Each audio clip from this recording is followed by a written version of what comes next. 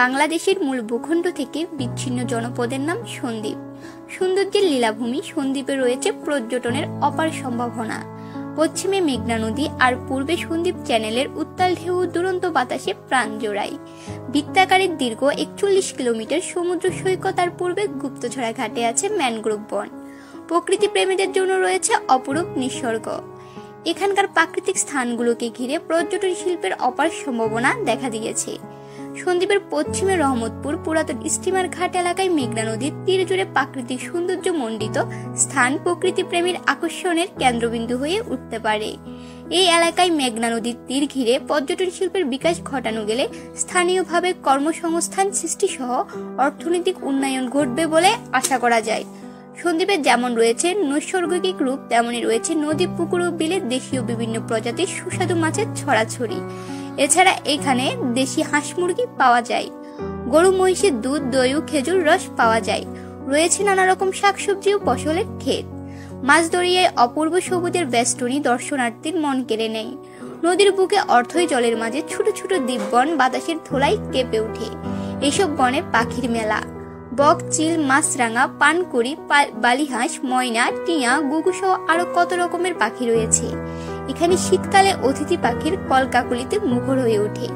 জেলেদের সাথে পাল্লা দিয়ে পাখিরাও মাছ শিকার করে। দল বেঁধে পাখিদের উড়াউড়ি মন কেড়ে নেয়। চট্টগ্রাম শহর থেকে সড়ক পথে কুমিরা গুপ্তছড়া ঘাটে এসে স্পিড ফুটে কয়েক মিনিটের পথ। সন্ধ্যার আগ মুহূর্তে আকাশের রংধনু নদীর বুক জুড়ে মিতালি ঘুরে তোলে। মনোমুগ্ধকর দৃশ্য দেখে প্রাণ জোড়ায়। সন্দ্বীপে বসে উপভোগ করা যায় সূর্যোদয় আর সূর্যাস্তের অপরূপ দৃশ্য। দেখা যায় মেঘনার ঐতিহ্যবাহী রূপালী ইলিশ কিংবা অন্য মাছ ধরার মনোরম দৃশ্য, যার জন্য দিন দিনে আকৃষ্ট হচ্ছে পর্যটকরা। তবে নিরাপত্তা সহ সরকারি হোটেল মোটেলের কোনো সুযোগ সুবিধা না থাকায় পর্যটকদের পোহাতে হচ্ছে নানা বিড়ম্বনা।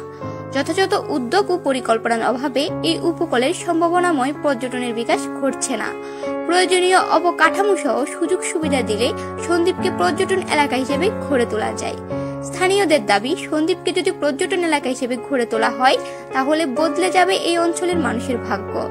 পর্যটন শিল্পের বিকাশ ঘটলে তৈরি হবে নতুন কর্মসংস্থান, অর্থনৈতিক উন্নয়নেও এগিয়ে যাবে এই অঞ্চল, এমনটাই মনে করেন সচেতন মহল। সরকার যদি সন্দ্বীপকে পর্যটন স্পট করার উদ্যোগ নেয় তাহলে এই এলাকায় প্রচুর মানুষের সমাগম হবে এবং দেশের অর্থনীতিও লাভবান হবে। কালাপানিয়া ইউনিয়নের চেয়ারম্যান আলিমুর রাজি টিটু বলেন, সন্দ্বীপ পর্যটন এলাকা অনেক আগে হওয়ার কথা ছিল। আমাদের সাংসদ অনেক দিন ধরে চেষ্টা চালিয়ে যাচ্ছেন। আশা করছি অচিরেই সন্দ্বীপ পর্যটন এলাকা হিসেবে গড়ে উঠবে। পর্যটন কোঅপারেশনের মহাব্যবস্থাপক জাকির হোসেন শিকদার বলেন, আমরা সন্দ্বীপের বিভিন্ন স্পট ঘুরে দেখেছি। সন্দ্বীপ পর্যটকদের জন্য আকর্ষণীয় একটি জায়গা।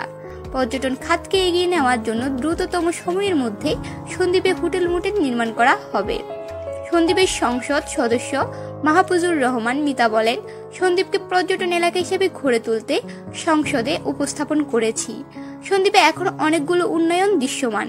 সাবমেরিন কেবলের মাধ্যমে বিদ্যুৎ এসেছে, ব্লক বেড়িবাঁধ আরসিসি জেটি হচ্ছে, যাতায়াতের জন্য উন্নত মানের জাহাজ দেওয়ার চেষ্টা চলছে।